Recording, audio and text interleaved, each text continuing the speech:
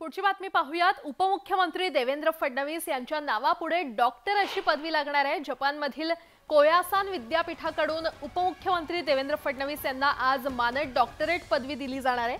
विशेष म्हणजे विद्यापीठाच्या 120 वर्षांच्या इतिहासात पहिल्यांदाच मानद पदवी दिली जाते।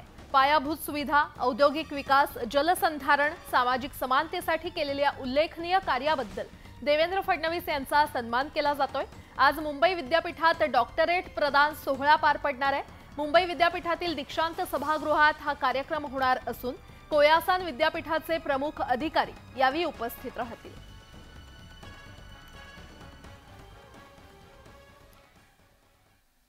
उपमुख्यमंत्री देवेंद्र फडणवीस पुण्यातून लोकसभा निवडणूक लढवणार का अशा चर्चा सुरू होत्या। मात्र स्वतः फडणवीस यांनीच यावर स्पष्टीकरण दिलंय। माझं पुण्यावर प्रेम आहे, मात्र मी पुण्यातून लोकसभा लढवणार नाही असं फडणवीस म्हटलेत। एका कार्यक्रमात त्यांनी हे वक्तव्य केलं। मगाशी अनेकांनी उल्लेख केला की या भागावर माझं विशेष प्रेम आहे। अर्थात मी विशेष प्रेम म्हटल्यावर दुसऱ्या दिवशी बातम्या छापून येतात की मी पुण्यातनं लोकसभा लढणार आहे। त्याच्यामुळे मी आधीच सांगतो मी पुण्यातनं लोकसभा लढणार नाहीये।